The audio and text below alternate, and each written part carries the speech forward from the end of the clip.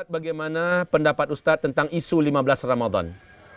Saudaraku yang kami muliakan, isu tentang 15 Ramadan ini diambil dari hadis-hadis yang sangat lemah. Bahkan Ibnul Jauzi mengatakan hadisnya palsu. Sementara urusan akidah, kita tidak boleh berpegang kepada hadis-hadis lemah. Urusan akidah hanya dari dalil qat'iyyut thubut. Harus dari dalil yang pasti-pasti kuatnya, yaitu Al-Quran, hadis mutawatir, dan hadis sahih. Ya, sementara hadis hasan atau hadis dhaif ini dipakai untuk di luar yang perkara-perkara usul dalam agama. Oke? Jadi dengan ini tentang masalah isu 15 Ramadan cukup kita ilmui dan cukup kita ketahui, tapi tidak dijadikan akidah dan keyakinan, dan kita tetap bertawakal kepada Allah Subhanahu wa taala. Maksimalkan saja ibadah. Inilah persiapan kita menyambut segala hal-hal besar huru-hara ke depan yang akan menimpa kita. Itu pertanyaan yang pertama, semoga saja sudah terjawab. Kemudian pertanyaan berikutnya, orang seperti apa nanti yang akan dipertemukan dengan Ya'juj dan Ma'juj oleh Allah? Siapapun yang hidup pada masa itu akan bertemu dengan Ya'juj dan Ma'juj. Mau orang beriman, bahkan Nabi Isa, Imam Mahdi, orang-orang beriman, orang soleh, orang fasik, orang kafir, semua yang masih hidup akan berjumpa dengan Ya'juj dan Ma'juj. Tetapi pada masa itu Allah telah memastikan kepada kita lewat lisan Rasulullah bahwa kita tidak akan bisa perang melawan mereka. Bahkan haram perang melawan mereka. Kita hanya diperintahkan lari dan bersembunyilah dari mereka. Jadi siapa saja yang dapat oleh Ya'juj Ma'juj pasti dibantainya, dan jangan berkecil hati, jangan bersedih hati. Kita sedang dioper menuju kehidupan yang sangat menyenangkan, yaitu di taman-taman surga, dan akan sangat banyak manusia yang bisa dibantai oleh Ya'juj dan Ma'juj itu nanti. Sekali lagi persiapkan amal soleh kita. Apa yang sudah kita lakukan itu lebih baik daripada kita mengkhawatirkan sesuatu yang antara apakah kita akan berjumpa atau tidak. Berikutnya pertanyaan lagi. Kejayaan umat Islam nanti, Ustadz, apakah terjadi setelah Dajjal mati atau sebelumnya? Kejayaan Islam hanya akan terjadi nanti di fase kelima. Itu janji Allah. Di dalam surat An-Nur, surat yang ke-24 ayat 55, berarti sebelum fase kelima, Dajjal sudah muncul terlebih dahulu. Ya, maka Dajjal akan kita hadapi, dan kita insya Allah akan menyaksikan kematian Dajjal itu di fase keempat. Saya tidak bisa memastikan apakah saya, saudara-saudaraku sekalian, akan berjumpa dengannya. Semoga tidak. Kita berlindung pada Allah. Lindungi kami dari Dajjal. Dan mohon kepadamu ya Allah, jangan pernah engkau izinkan kami berjumpa dengan Dajjal. Dan kita wajib bersembunyi dari Dajjal jika Dajjal sudah sampai ke kota-kota kita. Demikian perintah Rasulullah Sallallahu Alaihi Wasallam. Selanjutnya, pertanyaan berikutnya. Ustadz, tanda akhir zaman itu, yaitu Danau Tiberias mengering. Atau hanya sekedar menyusut? Jawaban saya dua-duanya. Diawali dengan menyusut terlebih dahulu. Itu adalah tanda bahwa Dajjal akan keluar. Ketika Danau Tiberias menyusut, Dajjal keluar.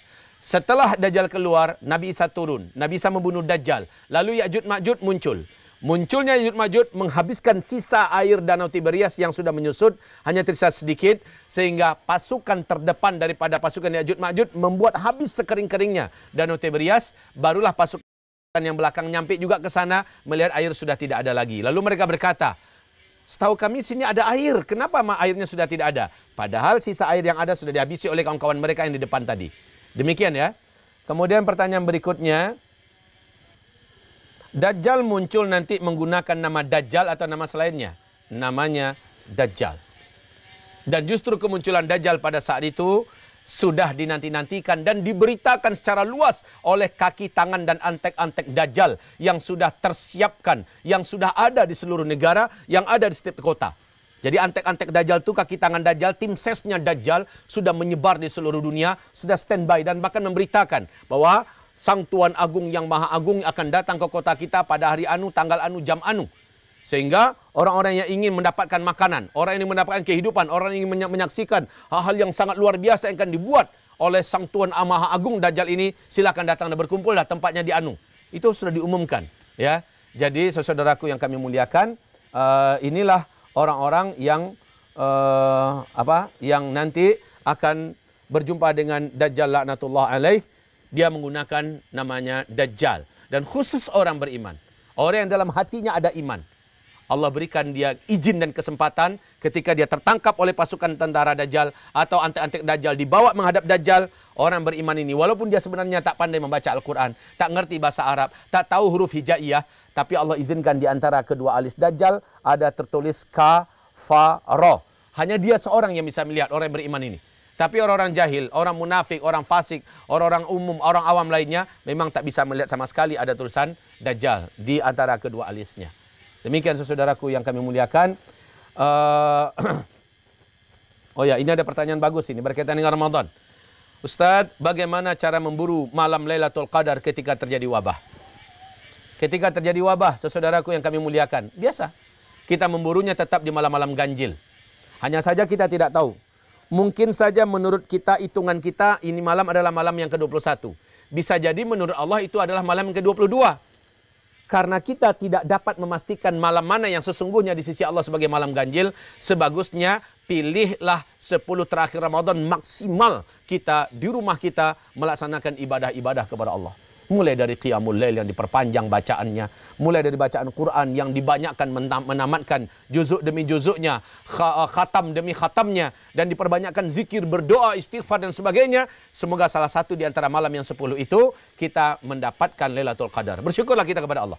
Apabila kita tidak bersyukur karena coronanya ya, kita bersyukur kepada Allah Subhanahu wa taala kita masih hidup mendapatkan Ramadan ini. Dan apabila kita masih terhalang untuk meramaikan pasar-pasar, karena bagi para pedagang 10 terakhir Ramadan adalah masa-masa hari rayanya bagi dia. Bagi para pedagang masa-masa dia akan berjualan banyak, bahkan banyak para pembeli. Tapi karena dilarang keluar, sudah. Inilah saatnya kita berburu Lailatul Qadar. Kesempatan yang mungkin tidak akan pernah kita dapatkan sebelumnya. Dan juga ke depan belum ada jaminan kita akan bisa mendapatkan. Maksimalkan. Ganti itu.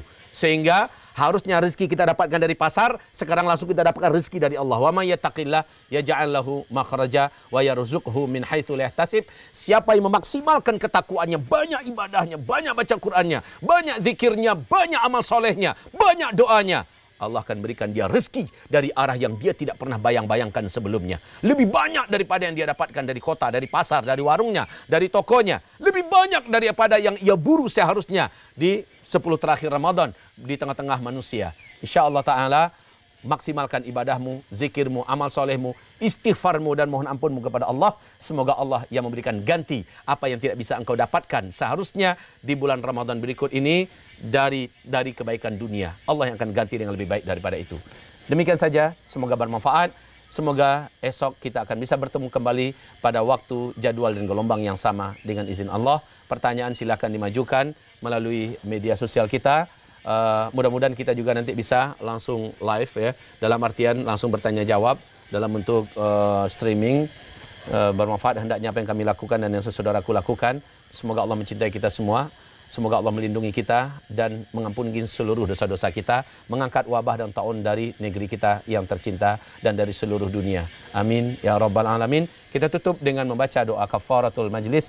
Subhanakallahumma bihamdika asyhadu an la ilaha illa anta astaghfiruka wa atubu ilaika walhamdulillahi rabbil alamin.